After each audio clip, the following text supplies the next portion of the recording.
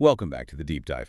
This is the place where we take the sources you send our way, the research, the articles, the notes, and we really just try to break them down into a single focused conversation for you. And today we're walking a moral tightrope. And it's not some abstract philosophical problem. This is something every single one of us lives with every day. It really is. We're diving into that core conflict between our instinct, our fierce, immediate instinct to prioritize the people we love, Yeah. Family, friends, and then this other thing, this abstract demand for universal justice, Right? for fairness. It's loyalty versus the law, in a way. Sentiment versus the system. Exactly. And the sources you provided us really they throw us right into the deep end with these incredible thought experiments. They do. They really set the stakes immediately. Because this is the universal dilemma, isn't it?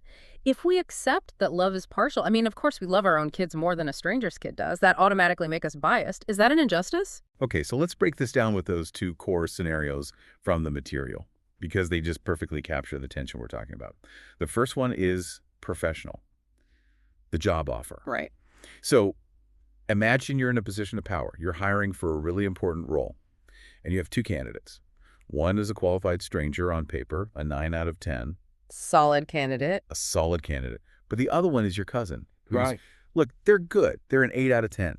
The rational choice for the company is obvious, but that pull, that emotional pull toward your cousin, it's real. It's intense. And it's rooted in this feeling of obligation, right? Right. And that scenario really isolates the conflict in the world of like public trust and merit. Right. But the second scenario, it just explodes that tension globally. It's about resources. This one is the donation decision. Yeah, and this one is, I think, even tougher. So you have a certain amount of money, let's say a couple $1,000s. You can use it to pay for an enrichment course for your child, like a coding camp or something. Your kid's already comfortable, already doing well. Right. This is an extra, an advantage. Exactly. Or you can donate that same amount of money to a global charity that, based on the data, could literally save multiple lives, people you will never, ever meet who are facing immediate life-threatening danger. What's so wild about that one is that both choices feel moral in a way. Investing in your child feels like your duty as a parent, but donating feels like your duty as a human being. They pull in completely opposite directions. And that brings us to the fundamental observation that really frames this whole debate. And it's just inescapable, right? Almost everyone loves their family and friends more intensely than they love strangers. The sources are clear. This isn't some kind of moral flaw. It's just a fact of human psychology. It's a fact of life. Yeah. But, and here's the moral worry, is giving more to the people close to us an unfair bias? Is it an injustice?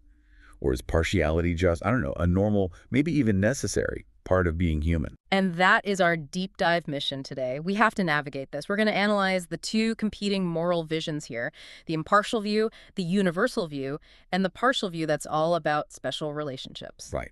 And our goal is to figure out where the limits of loyalty really are, to try and find an answer for you, the listener, about when it's okay, or maybe even when it's required, to favor the people you love over strangers. We have to find that messy, nuanced middle ground because, pure, cold impartiality just feels impossible for a human being to live out. But on the flip side, unchecked favoritism. Yeah. We know that's destructive. It tears societies apart. Okay, so let's start where the argument feels strongest, where it's most intuitive. Section 1, the case for favoring loved ones. I mean, we have to start from the basic observation that human life is just. It's built on special relationships, family, partners, friends. This isn't just a feeling, it's the foundation of everything. It is. And these sources start with what they call the foundation of natural affection. This isn't just a philosophical choice we make. It's biological. We are literally wired to care more for the people whose survival is linked to our own. So it's evolutionary. It's deeply evolutionary. I mean, psychologists, sociobiologists, they all point to this fierce prioritization of kin, especially our own children, as being essential for the survival of the species. It's not a modern invention. So that brings us to this idea of parental instinct as morality. We're almost talking about a kind of pre-philosophical moral truth here. If you suggest that a parent protecting their child in a crisis, giving all their resources to that child, is some kind of moral failure, Yeah. you're just not getting what it means to be a human. That's the core assertion in the sources, and it's a powerful one. Parental instinct is not a moral failure. It's a foundational part of human life. It came long before we built these complex systems of philosophy. If a moral theory demands that I feel the same thing for a stranger's child as my own, It's asking for the impossible. it's asking for something psychologically impossible. And you could even argue it's undesirable. A parent who didn't prioritize their child would be seen as failing in a really basic duty. And this is where the language of philosophy can actually be helpful. We're not just talking about feelings, right? Right. We're talking about special responsibilities and duties. I know philosophers sometimes talk about agent-neutral duties, things everyone should do, like don't murder. Exactly. But these are what they call agent-relative duties. They are duties that apply to you specifically because of who you are in relation to someone else. Okay. When you become a parent or a spouse or even a close friend, you are implicitly taking on specific, non-negotiable obligations. A duty to support them, to be loyal, to show up for them in a way you simply don't have for the person you pass on the street. And that creates the actual fabric of our lives, right? The reciprocity and support networks, it's not abstract. It's about who's there for you when things go wrong. 100%. I mean, think about a health crisis, of a financial emergency. Who shows up? It's almost always the people you're bound to by these partial duties. These networks are what make life livable, what makes us resilient. A morality that tells us to weaken those bonds for the sake of some global ideal. It risks destroying the very structures that keep people from falling through the cracks in the first place. And beyond just survival, there's the existential piece, our identity and meaning. I mean, who are you if not for these relationships? The sources make the point that a purely impartial morality, one that says treat everyone exactly the same, can just feel so cold, inhuman. It can lead to what some call moral self-alienation. You become disconnected from your own life story. If every decision I make is based on some neutral calculation of maximizing global good, and I ignore the people who raised me or stood by me, I'm not really me anymore. Our relationships give our lives a narrative. So this leads to a really fascinating counterintuitive conclusion, which we kind of touched on. From this perspective, treating your own child exactly like every other child on the planet, that's not some kind of moral heroism. In fact, the sources suggest it could be a moral failure, a failure of your role-based duty. If you take on the role of parent, that role comes with a built-in requirement for partiality. To neglect that duty, even for a good cause, is to break the commitment you made to that specific dependent person. It's a powerful case. If partiality is wired into us and required by the rules we choose, you could almost just stop there and say, okay, case closed, be loyal. You could, but of course that's where all the problems begin, which means we have to pivot and really confront the dark side of that loyalty. That's right. So now we have to transition from the comfort and the necessity of loyalty to the massive structural problems it creates for society when it goes unchecked. What happens to fairness if everyone everywhere only prioritizes their own? And this is where the private morality of the family just slams right into the public need for a fair functioning society. The problems become very concrete very fast. Let's start with the most obvious one, which the sources detail at length: nepotism and corruption. This is that job offer scenario, but scaled up to its logical, destructive end. Hiring, promoting, giving contracts to friends and family over people who are clearly more qualified. And I get the instincts, I really do. You want to help your cousin. But when you apply that logic to a system that's supposed to serve everyone, it creates this dual failure. It's a systemic rot. First, it's just fundamentally unfair. It violates the whole idea of meritocracy. But the second failure, which people often forget, is that it makes the institution itself worse. It creates massive inefficiency. How so? Well, if a government agency, say one that's responsible for public health or safety, is just staffed with people looking out for their relatives' financial interests, that agency can't do its job. It can't serve the public. You're actively making governance worse. The sources really hammer this point. The purpose of a public office is to be impartial. A judge, a city official, their role demands impartiality.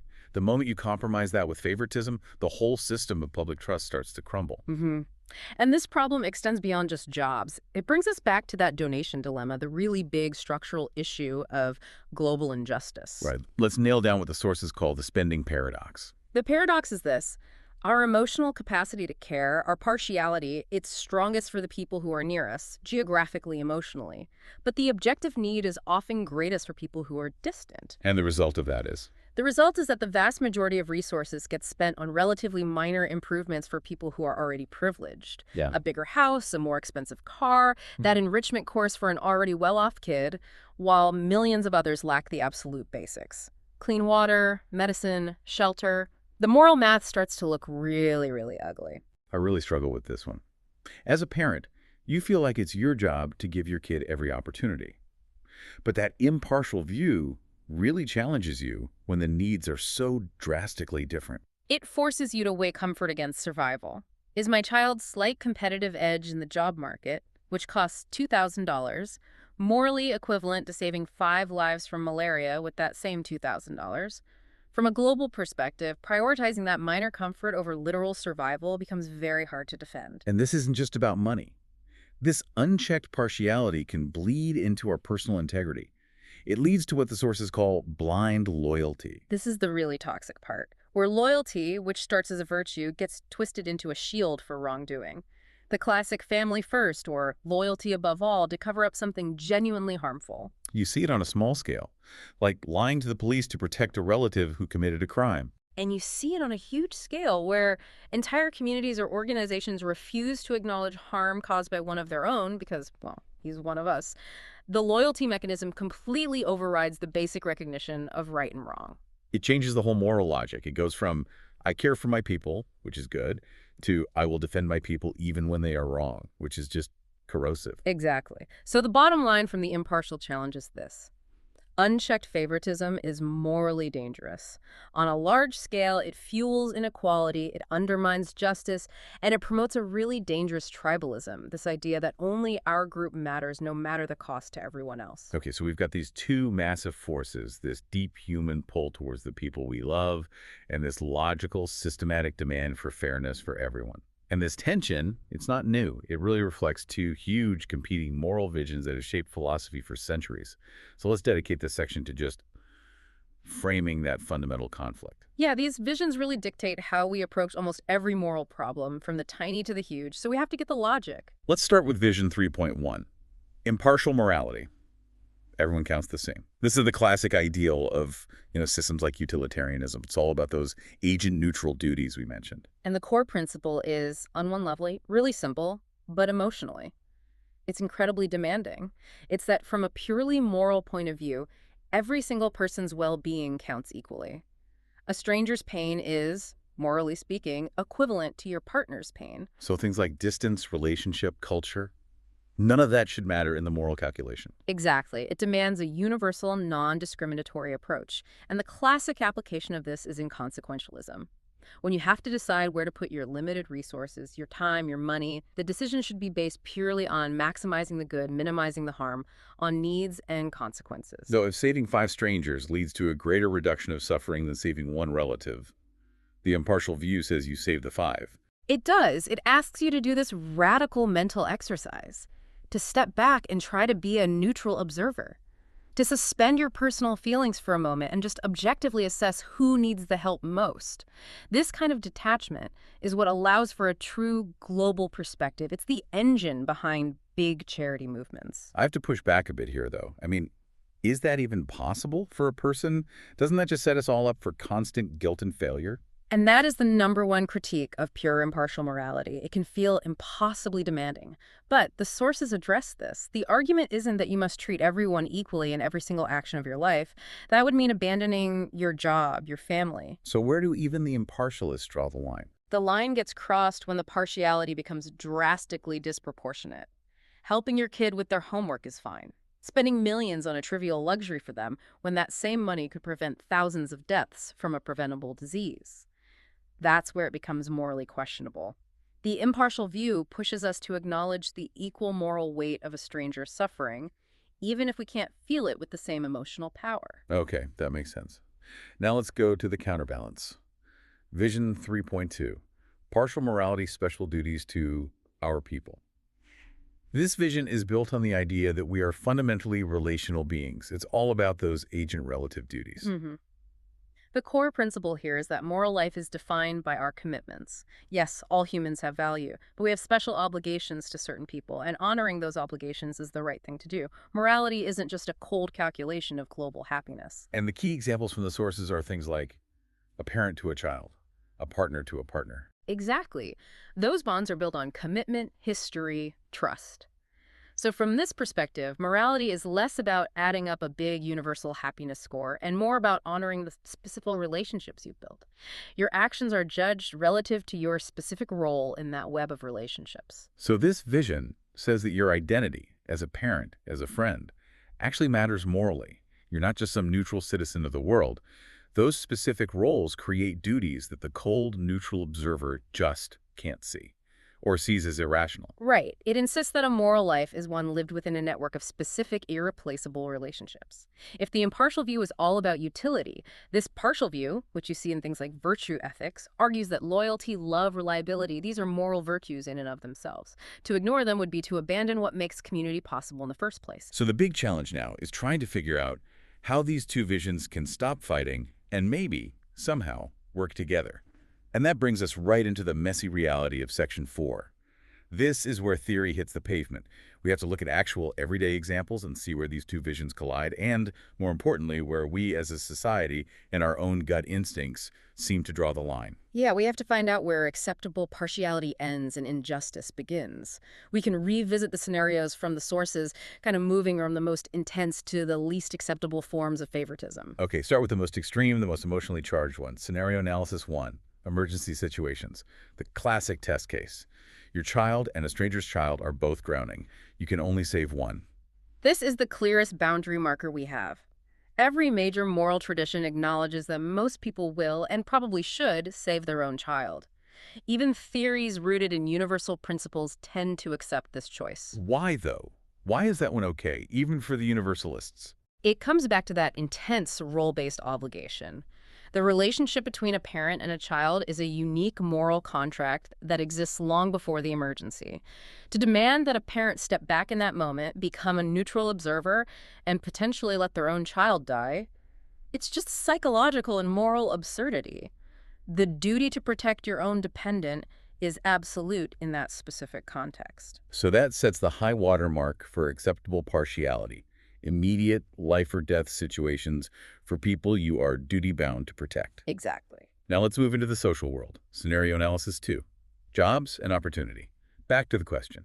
Should you hire your 8 out of 10 friend when a stranger is a clear 9 out of 10? And here, the verdict just flips completely. In this scenario, unlike the drowning emergency, fairness and merit have to win out over loyalty. And the sources are crystal clear on this. The moment a role serves a public function, the duty of impartiality becomes the most important thing. But what if it's your own small, private company? Does that change the math at all? It softens it a little, but the core problem is still there. If you hire your friend just because they're your friend, you might be harming the company's future, which affects all the other employees who are counting on its success. So it's about the scope of the role. It's all about the scope. The closer that job is to a public trust government, law, medicine, education, the more strictly your duty to the public has to override your personal loyalty. Choosing the 8 out of 10 in a public office isn't just unfair to the 9 out of 10. It's an injustice to the entire public that role is meant to serve. Okay, now for the one we all face every day. The most uncomfortable one. Scenario analysis 3. Money and generosity. Comfort versus survival. The luxury vacation for a friend versus donating that same money to prevent extreme suffering. This brings up what the sources call the moral discomfort threshold. It's a really useful concept. We all get wanting to help a friend. But at what point does it start to feel wrong? So let's define that threshold. If my friend needs $100 for something small and non-essential, and I know that $100 could, save a distant life, it's hard, but maybe I can rationalize it. But the sources say, okay, now scale it up. What if it's $10,000? Now you are actively choosing the luxury, the non-essential comfort of someone in your inner circle over the literal survival of 5 or 10 other people. That's where the discomfort really kicks in. That's the threshold being crossed. You're prioritizing a high-comfort, low-impact benefit for a loved one over a high-impact, life-saving necessity for a stranger. Partiality is fine, but it can't morally justify sacrificing someone's fundamental needs for the sake of a loved one's desires. So looking at all these scenarios, it seems like a rule starts to emerge. Some favoritism is okay, it's even expected, especially around protection, but there are very clear limits where it becomes unjust. That's the key. The line isn't just drawn by our emotions, it's drawn by an assessment of impact and harm.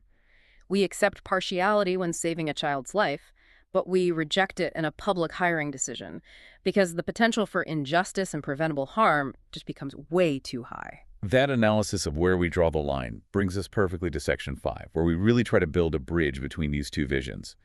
We're looking for a middle ground, a way to be a good parent and a good global citizen. The sources suggest this useful metaphor of the circles of concern. Right, and this model just acknowledges the reality of how we work. We can't distribute our energy and care equally across 7 billion people. It's just not how we're built. So our moral concern radiates outward. So you start with the inner circles.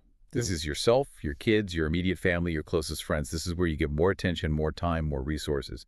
Partiality here is not just allowed, it's necessary. And then you have the outer circles, your community, your country, humanity as a whole, even animals and future generations. And the balanced view says that while you give more to the inner circles, you absolutely cannot ignore the outer circles, especially when their needs are dire. The outer circle basically sets the rules for the inner circle. And that's the synthesis right there. It's not an either.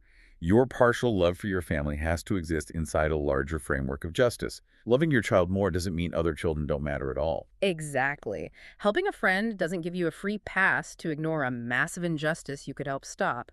The special relationship can't be a get-out-of-jail-free card for general morality. And to make this really concrete, the sources talk a lot about special roles, special duties.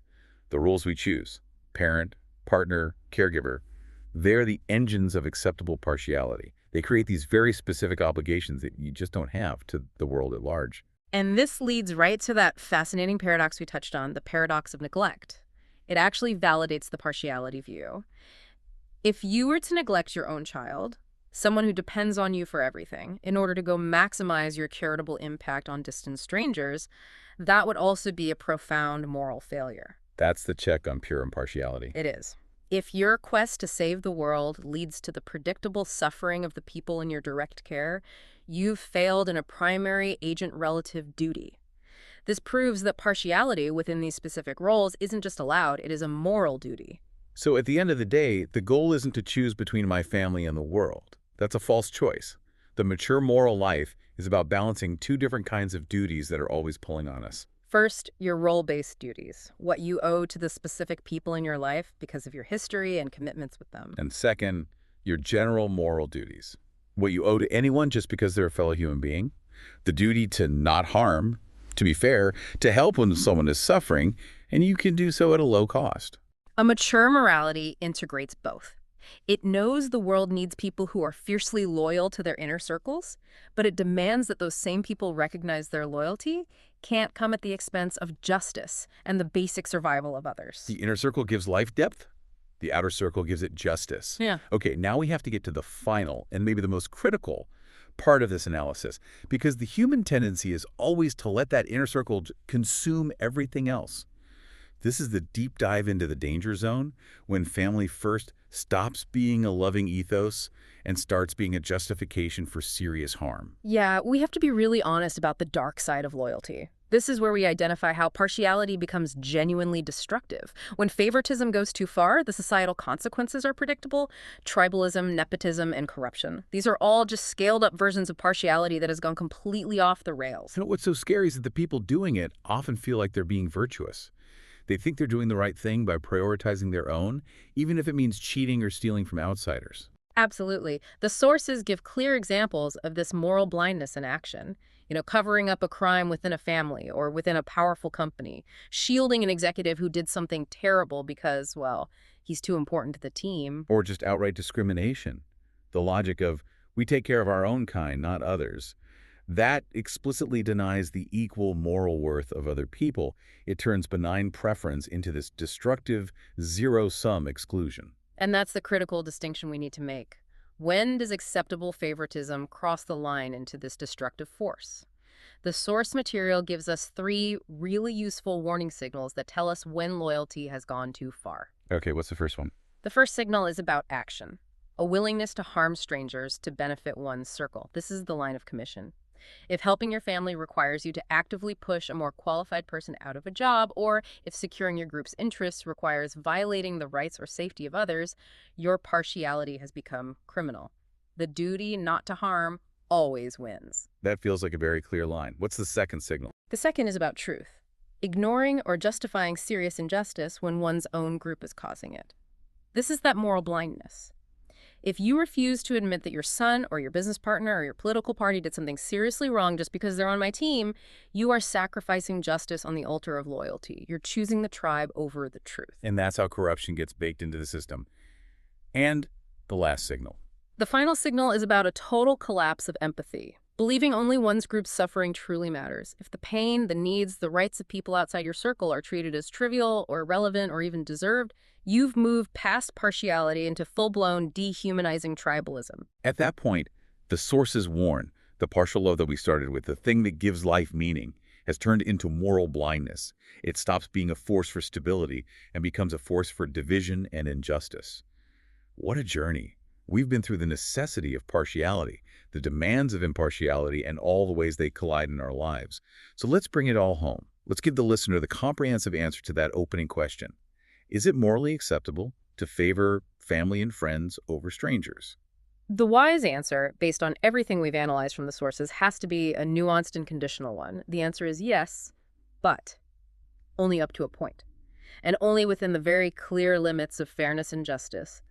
It is a necessary but a fundamentally conditional yes. That conditionality is everything. So let's just synthesize the key takeaways, a clear framework for the listener to use when they're walking this tightrope. Okay, first, remember that some partiality is natural and it's right.